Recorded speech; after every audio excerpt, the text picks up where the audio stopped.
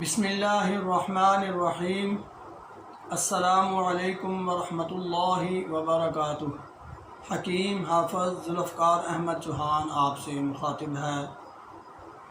ارشاد باری تعالیٰ ہے وَاذْكُرْ رَبَّكَ كَثِيرًا، اپنے رب کا بہت زیادہ ذکر کرو۔ آج ہم جس موضوع پر بات کرنے والے ہیں وہ ہے آنکھوں سے پانی کا جاری رہنا۔ بعض اوقات یہ مسائل ہوتے ہیں کہ انسان بیمار بھی نہیں ہوتا، کوئی مسئلہ بھی ظاہری طور پر محسوس نہیں ہوتا، لیکن اس کی آنکھوں سے مستقل طور پر پانی جاری رہتا ہے۔ پانی اس طرح ہوتا ہے جیسے آنسو ہوں، ہوا لگے تو اور زیادہ، بائک پر بیٹھے یا کہیں اور، جب ہوا کا مسئلہ ہو تو اس کو آنکھوں میں ہوا کا احساس زیادہ ہوتا ہے۔ تو ایسی صورتحال میں ہمیں کیا کرنا چاہیے، اس کے لیے آج ہم آپ سے ذکر کریں گے اس کا علاج بالغذاء اور علاج بالدوا۔ تو میں عرض کروں کہ ایسی صورتحال میں ہمیں چٹپٹی چیزیں جو ہیں وہ فوراً ختم کر دینا چاہیے۔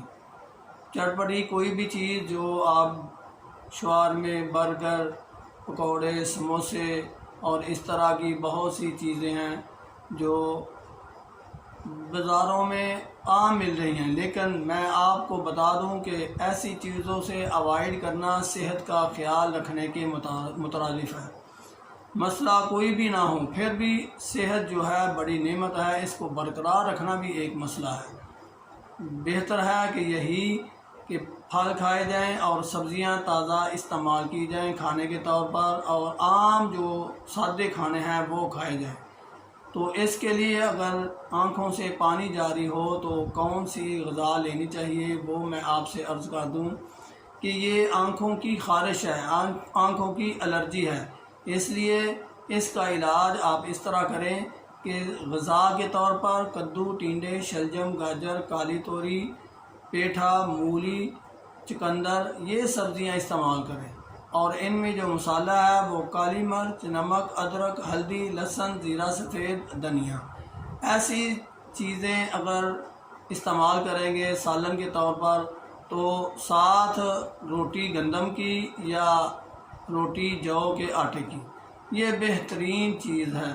اور اگر ہم اس کا علاج بالدوا ذکر کریں تو اس کے لیے بہتر ہے کہ آپ سونف کا عرق اور گلاب کا عرق، یہ دونوں عرق ملا کر آنکھوں میں صبح شام ٹپکائیں، ایک ایک قطرہ صبح و شام آنکھوں میں ٹپکائیں، بہترین علاج ہے۔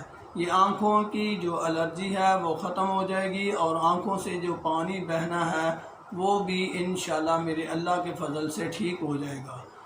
آپ کو ہماری ایسی ویڈیوز پہنچتی رہیں، اس کے لیے ضروری ہے کہ آپ ہمارا چینل ضرور سبسکرائب کریں، ہمارا آپ سے رابطہ آسان ہو جائے گا، آپ کو فائدہ ہوگا، میرا اور آپ کا اللہ حامی و ناصر ہو۔